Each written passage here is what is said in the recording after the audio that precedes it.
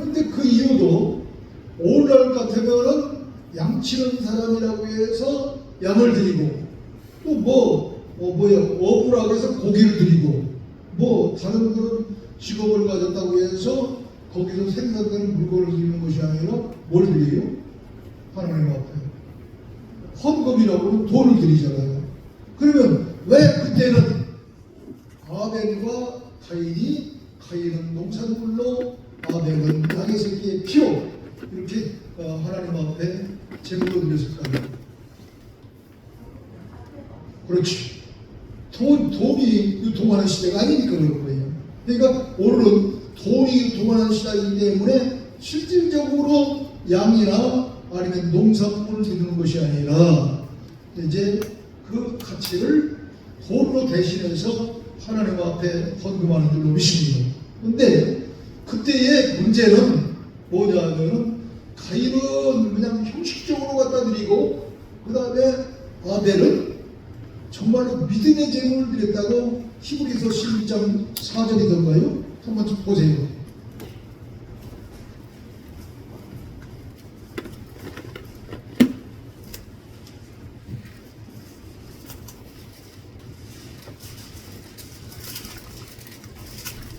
히브리서 12장 4절, 네, 맞네요. 다 같이 시작. 믿음으로 아벨은 가인보다 더 나은 제사를 하나님께 드리므로 의로운 자가 하시는 증거를 얻었으며 하나님이 그의 문에 증언하시니라. 그가 죽었으나도 믿음으로 지금도 말하느니라. 이렇게 아벨을 높이 칭찬하고 있습니다. 그러므로 오늘 또 우리가 이제 부활절을 맞이해서 모두가 다 부활절 감사대로 하나님 앞에 영광을 돌렸습니다만은 그 제물이 그저 부활절이기 때문에 강단에서 목사님이 감사합시다 하니까 형식적으로 드리는 그런 제물은 하나님 기뻐하시지 않는다 이 말이에요. 정말로 주님의 부활을 믿음으로 받고 주님이 부활하시니 나도 부활의 첫 열매가 되신 예수님의 길을 따라서 죽어도 살 수 있는 그러한 영원한 생명을 받게 되니 얼마나 감사드린가 해서 믿음으로 드린 그런 헌금이 바로 아벨의 헌금인 줄로 믿습니다. 그런 뜻을 가지고 있는 거예요.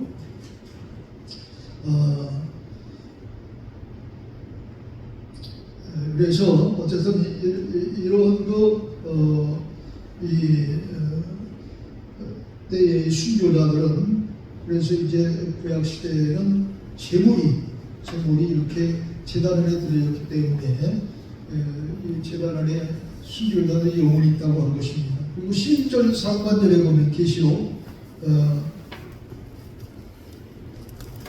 11절 각각 그들에게 흰 두루마기를 주시며 이르시되 아직 잠시 동안 시대 그들의 동무들과 형제는 또 자기처럼 죽임을 당하여 그 수가 저기까지 하라 했는데 여기 흰 두루마기를 주시면 잠시라고 그랬어요. 순교자들이 자기들이 땅에 거하는 자를 심판하여 우리 피를 갚아주시 않기를 언제까지 하시려니까 하고 하나님 앞에 애원하자 순교자들에게 아니 언제 갚아주겠다고 하는 얘기를 하지 아니하고 흰 두루마기를 주며 아직도 잠시 쉬어라 잠시 가만히 있어라 그런 얘기죠.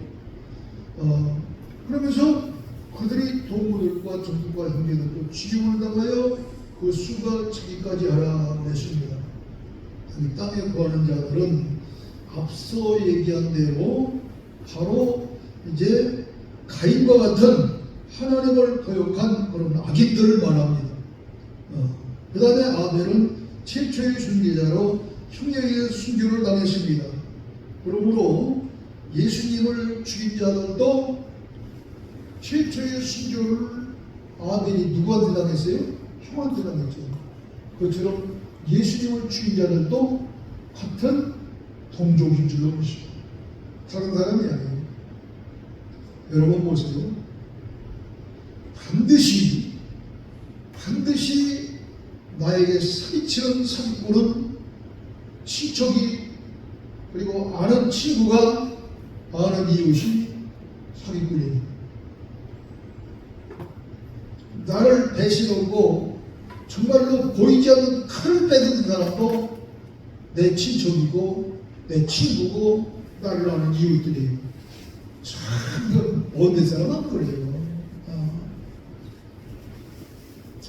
이처럼 예수님을 죽인 자들 또 이방인이 아닌 동족인 그것도 아니 대제사장들, 서기관들, 장로들, 바리새인들 이들이 누구예요? 오늘날로 말하면 목사, 장로, 전도사란 말이 쉽게 말하면 이 사람들이 예수님을 죽였다고요. 예수님을 죽였어요. 그러니까 오늘날도 마지막 때에 이제 믿음을 보겠느냐 할 때에 다른 사람을 것 없이 목사를 붙어보면은 문제가 보통 문제가 아니기 때문에 이렇게 성경을 자세히 보면은 놀라운 일들이 나타나는 것입니다. 자, 주로 세상이 부패하고 이 시대가 바뀌어지는 것은 전환기 때마다 순교자들이 굉장히 많이 발생했어요. 그러므로 이 진리가 어두운 율법 시대에서 은혜의 시대로 바뀔 때, 구약 시대에서 예수님이 오시는 그 시대로 바뀔 때 순교자들이 많이 발생했듯이 이제 믿음으로 구원받는 은혜의 시대에서 마지막 숫대라고도 하고 심판의 때라고도 하고 환난의 때라고도 하는 신혼의 날이 가까울 때 시대가 바뀔 때도 예가 아니라 이때가 이제 순교자들이 나타날 때가 되는 거예요. 율법 시대의 종교자들은 제사장들과 서기관들과 바리새인들이 초림 예수를 왜 죽였느냐? 예수를 몰랐기 때문에 무지해서 그들이 정말로 예수님인 줄 알았다고 한다면 그들이 예수님을 죽였겠어요? 예수가 그리스도인 줄 알았다면 몰랐기 때문에 죽인 거예요. 이것처럼 마지막 때에도 목사, 이제 장로님은 뭐 성경을 그렇게 많이는 알지는 않지만 목사, 전도사 이런 사람들은 성경 전문가여야 되잖아요. 그런데 성경을 너무너무 모르는 목사, 전도사가 많은 거예요 지금. 은혜의 시대에 있어서는 제법 잘 알지 그 말씀은. 근데 마지막 시대에 전해야 될 그러한 그 말씀을 모르기 때문에 이렇게 문제가 심각한 거죠. 내가 지난번 얘기를 했나요? 돌아오는 11일 말씀을 전부해 주실 최광명 목사님이라고 하는 분이 제 기도들을 듣고 설교 제목을 바꿨다고 그랬잖아요. 그런데 설교 제목을 보내왔어요. 뭘 보냈는가? 항상 내가 그 얘기를 부탁도 어제 안 했는데 이 통하는 사람 통하게 돼 있어. 그러니까 그걸 깨닫는 사람. 제가 항상 누가복음 12장 42절 이하를 부르짖잖아요. 때를 따라 양식을 하는 자가 복이 있도다 하는 이야기. 그런데 그 똑같은 말씀이 마태복음 24장 44절로 46절에 기록되어 있는데 그 말씀하고 이 시대의 최고의 복음이라는 제목을 딱 적어서 보냈더라고요. 아니 어쩌면 제가 위치하는 말씀을 내가 부탁도 안 했는데 그걸 뭐 부탁해서 설교하는 사람한테 이런 설교 해주십시오 하면 웃기는 사람이죠. 그걸 보내봤어요. 벌써 영적으로 통한 거지. 얼마나 감사한지 모르겠어요. 무슨 말씀이 나올지 모르겠지만 처음한 제목과 그 설교 그 성경 기절만 봐도 내가 그분을 내가 설교자로 처음 모셨구나 하는 그런 생각이 듭니다만 이렇게 이 목사님들이 어려운 그런 이 마지막 시대에 때를 따라 주실 양식을 잘하는 목사님이든가 하면 전혀 모르는 사람이 있어요. 전혀 모르는 사람이. 그러면서 제가 어느 분인가는 순서를 맡아서 시키니까 아니 세상에 다른 얘기 많고 뭐라고 하냐면 저 사람이면 얼마 주는데요? 이게 헐소리입니까? 아니 순서를 맡아서 가서 뭐 기도를 하든 뭐를 하든 그 순서를 맡아서 사립이 안 주면 국벌이고 사립이 주면 고맙고 그런 것이지 사립이 얼마나 주느냐고 그걸 왜 물어보냐고 그걸 참 그래서 내가 속으로 참 목사들도 가지가지다 그랬어. 가지가지 성도도 가져가지든 목사도 가져가지요. 잿밥에만 눈이 어두워가지고 저 할 것도 나지 아니하고도 그냥 저기 받을 것만 챙기는 말이에요. 그런 사람들이. 그래서 제가 그렇게 얘기했어요. 다른 교회 지금 어렵다고 그렇게 너무너무 창피스러울 정도로 사례비를 아예 주지도 않는 데도 있고, 주는데 몇만 원 주는 데도 있고, 근데 그것보다는 더 드릴 겁니다.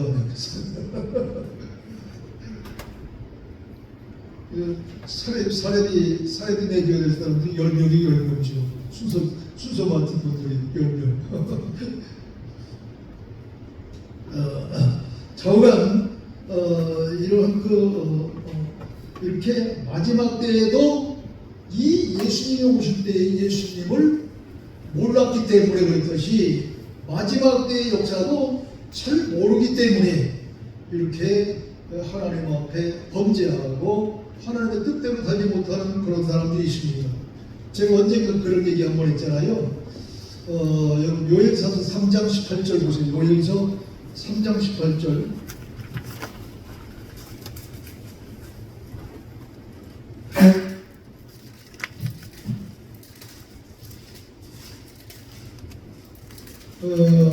어,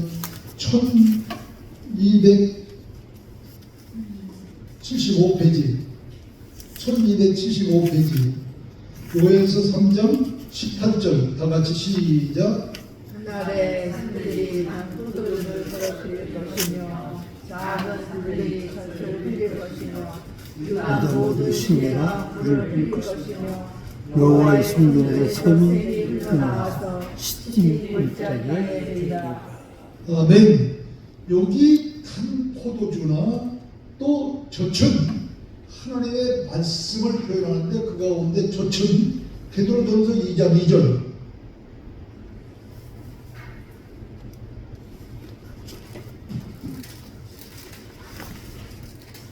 베드로전서 2장 2절에 뭐라고 했어요?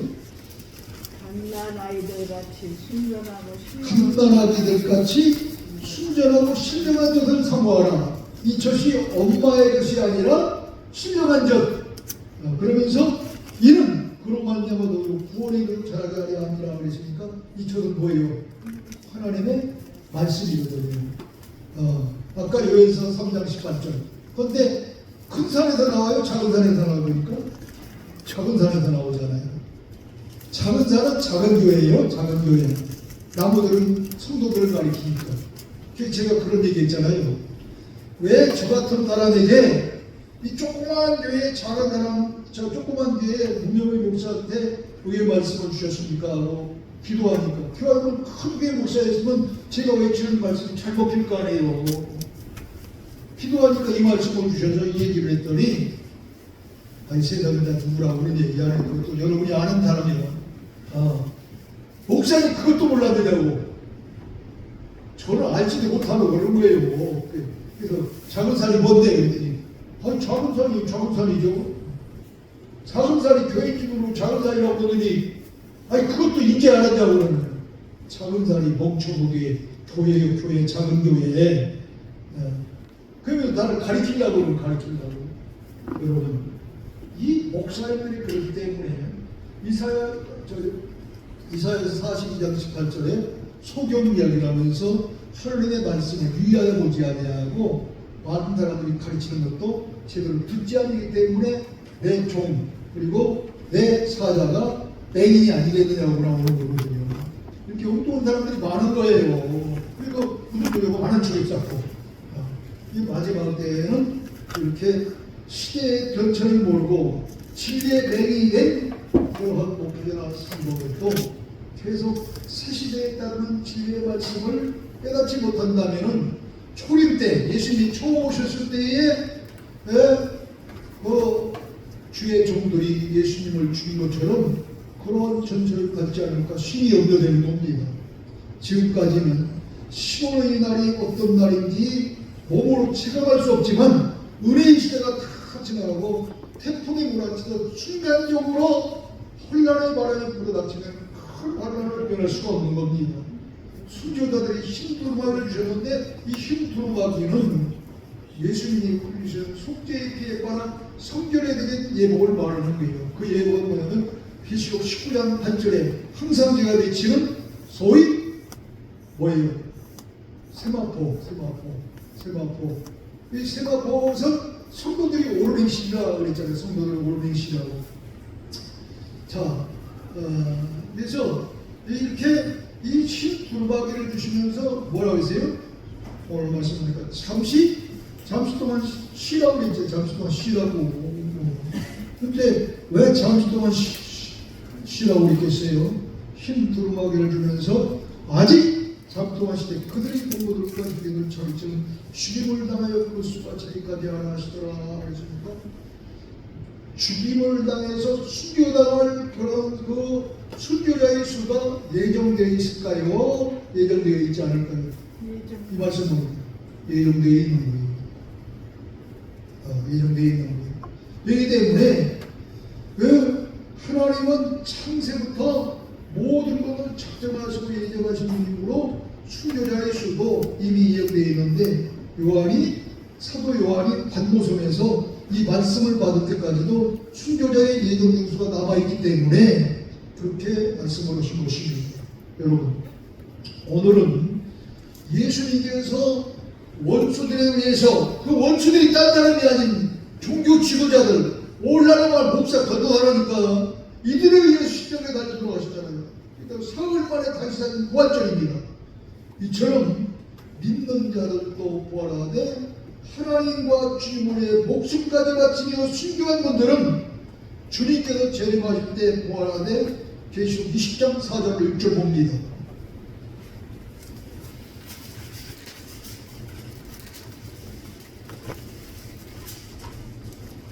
20장 4절 6절 또 내가 보좌를 보니 거기 앉는 자들이 있어 심판을 권세를 받았더라. 또 내가 보니 예수를 증언함과 하나님의 말씀 때문에 목배임을 당한 자들이 누구예요? 순교자들이잖아요. 목배임을 당한 자들이 죽은 자들이니까 순교자들이 이들 그 다음에 그 영혼들과 짐승과 그의 우상에 경배하지 아니하고 그의 이마와 손에 그의 표를 받지 아니한 들이 살아서 그리스도와 더불어 1000년 동안 왕노릇 되라. 근데 무슨 예수 믿는 자는 실제 짐승 관계에 있어요? 이 짐승이 뭐라고 했어요? 이게 짐승 같은 목사들이라고 했잖아요. 짐승 같은 목사. 바로 이런 사람들에게 경배하지 아니하고 이게 마지막 때에 탐욕이 많은 돈에 욕심이 많은 말씀이 없는 그런 목사들 밑에서 신앙생활하는 사람은 죄송하지만 우상 숭배자인 거예요. 또 짐승을 숭배하는 사람이기 때문에 또 이제 그의 표를 받지 아니한 자들 이런 사람들이 다 어딜 가요? 이제 그런 사람들은 1000년 동안 한번 가려고 그러니까 순교자들 못지않게 이렇게 이제 말씀대로 사는 말씀이 없는 목사님 밑에서 신앙생활하는 것이 아니라 정말로 이 세상에는 두 쪽으로 크게 나눈다면 마지막 시대에 맞는 말씀을 전하는 목사님 그룹, 전혀 그렇지 아니하는 잘못된 그룹이 두 그룹이 있는데 그 잘못된 두 그룹에 속해 있는 자들은 그 그룹의 목사도 마찬가지고 교육도 마찬가지고 천국 가는 게 아니라 지옥 갈 가능성이 많고 또 이 올바른 그런 교회는 그리스도와 더불어 왕노릇하는 그런 왕권을 받게 될 줄 믿으시는 주님을 축원합니다. 그런데 그 왕권은 무슨 왕권이냐면은 우리가 늘 왕은 하나지 왕이 여러 수 있어요. 그런데 이걸 못 푸는 거예요. 이걸 사람들이. 그래서 제가 위에 말씀 때 이걸 풀어놨더니 이곳저곳에서 목사님 말씀이 맞습니다. 전화가 쇄도했어요. 봐봐. 요즘 안 목사님도 전도사님도 주소 많이 받지만 이거 해석할 때 한 군데도 없잖아요.